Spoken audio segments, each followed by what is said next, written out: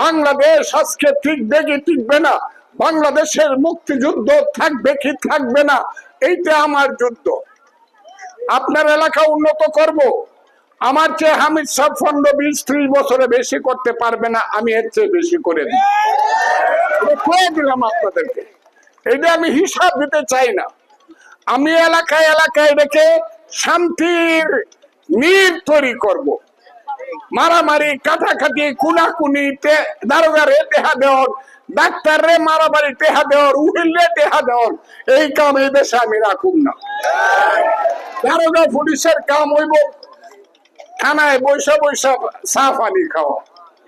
আমি আপনাদেরকে বলে আমার কাজ এই দেশের মুক্তিযুদ্ধ, যে মুক্তিযুদ্ধ করেছিলাম মানুষের পেটের ভাত পরনের কাপড়ের জন্য।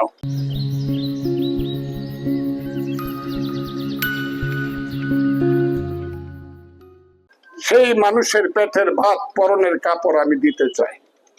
আমি একটা কথা পরিষ্কার ভাবে বলতে চাই, এই ইউনিয়নের চেয়ারম্যানদেরকে হয়তো বা এমপি পাস করলে কিছুদিন আমি পাবো, সারা 24 ইউনিয়নের সবাইকে পাবো।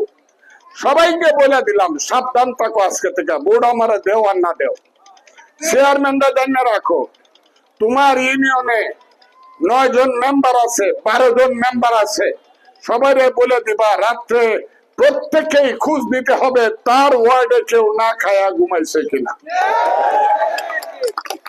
আমি এমপি হলে পরে এই এলাকায় কোন লোক রাতের বেলা ঘুমাবে না, কোন শিশু মাকে ধরে কান্নাকাটি করে বলবে না মা পেটটা তো জ্বলে, রাত্রে তো কিছু দেও না, এই কথাটা কেউ বলবে না। যদি বলে আমি এমপি গিরি ছেড়ে দিব।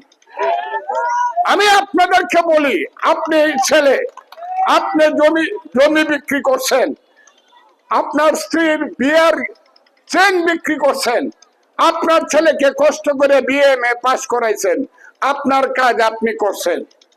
আপনি তখন ছেলেটাকে আমার কাছে নিয়ে যাইবেন, আমার কাছে নিয়ে বলবেন ফজলুর রহমান আমি আমার ছেলেকে এমএ পাস করাইছি, আপনি কি করবেন? আমি বলবো আপনার ছেলেকে আমি কাজ দিব, কর্ম দিব। এইটা আমি আপনাকে খুব ক্লিয়ারলি বলতে চাই, এই দেশে মুক্তিযুদ্ধের জন্য যে কারণে যুদ্ধ হয়েছিল, হিন্দু মুসলমান বৌদ্ধ কি খ্রিস্টান, শুনো হে মানুষ ভাই, সবার উপরে মানুষ সত্য, তার উপরে নাই। এই দেশে হিন্দু একজন যখন নদীদা নৌকা বাইরে যায় ভ্রমণ